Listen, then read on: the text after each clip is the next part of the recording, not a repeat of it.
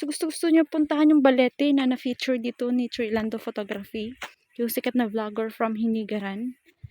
So nahadlok ko, natatakot ako pero siya gusto niya. So syempre as a supportive partner in crime, sige na lang. Oh, ano ba yan? Opo. Yan. Oh. Okay guys, magandang umaga sa ating lahat. So nandito naman tayo sa Hunter Vlog natin. So nandito tayo sa barangay, ano to? Sa Bagaas to, Hinigaran. Barangay Bagaas. City Na kung saan madaanan namin yung baliti na nasabing nakapatong daw sa bato. So nabirmahan niya lang sa dumi ng kamay kasi dumaan kami sa tubuan namin na kung saan nakuha namin ng naprinda sa amin. So ngayon nadaan kasi namin yung sasabi nila na baliti na may kabalagan daw at nakapatong dito sa bato. So ipakita ko lang sa inyo kung gaano katotoo. Punta natin kasi malay natin kung ito yung ano ng hapon para tandaan na dito may gold daw. Baka lang. Kasi sabi kasi nila sa mga matanda pag may mga baliti, ito yung palatandaan ng gold nila. So punta natin kung totoo ba talaga nakapatong sa bato ito. Yun. Let's go. Hanggang nakakatakot man. Nadlok ko ba?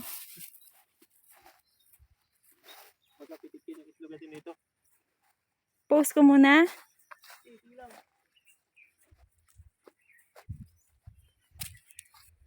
Ayoko lumapit ka na.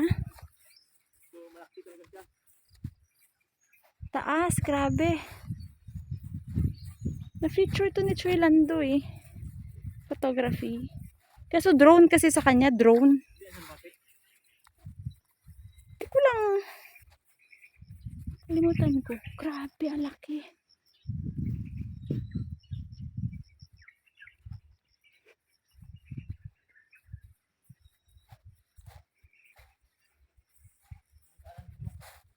Meron? Hala. May daanan guys, pasukin natin. Malaman natin to kung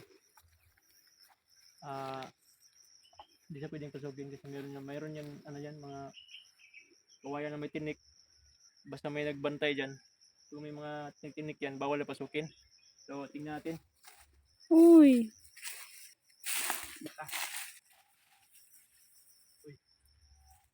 May ahas na, ibig sabihin may gordya. May ahas. May manog. Ibig sabihin may gordya. Unang palatandaan na ano siya, medyo may gordya siya dito. Oh my God. May tao talaga ito. Uy. Uy. Ayoko na lang pumunta dyan. Teka na.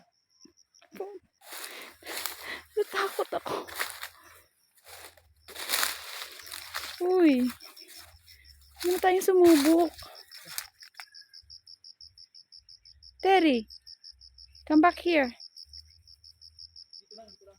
I smell something different. Uy. Hindi ka na dito. Dito ba? Dito lang.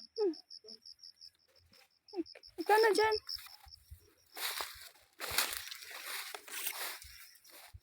Uy. Uy.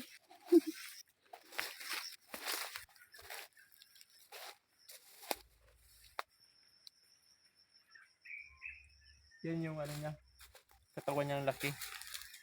So, may mga ibon. May narinig ako na ano kanina eh.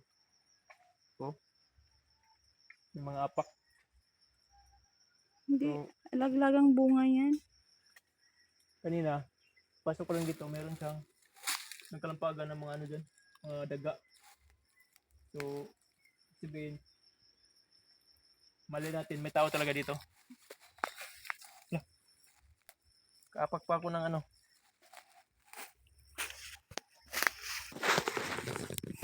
So yun, malaki talaga siya. So hindi natin pwedeng lapitan kasi masukal. At malay natin kung meron siyang nakatira na hindi katulad sa atin. So hindi natin pwedeng lapitan. So grabing laki talaga siya. So hindi natin na-confirm kung nakapatong ba siya sa bato. kasi hindi natin nalapitan. At napakalaki kasi yung puno niya na aninag ko, silip ko. Laki yung puno niya. So daming mga ano, nakadikit-dikit na mga ano ng mga iba't ibang kahoy din.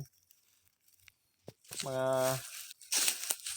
gamot-gamot o ugat-ugat ng mga kahoy na kung saan nakayakap dun sa malaking puno. So yun, ipakita ko lang sa inyo, baka mayroon kayong knowledge kung totoo ba talaga na pag may mga ganyan, may palatandaan na may nilagay yung mga ninuno natin or mga hapon o nakarating ba dito yung mga hapon. Kasi sabi kasi nila pag may mga ganyan, yan yung palatandaan na kung saan meron yung nilagay. Malay natin kung gold yun.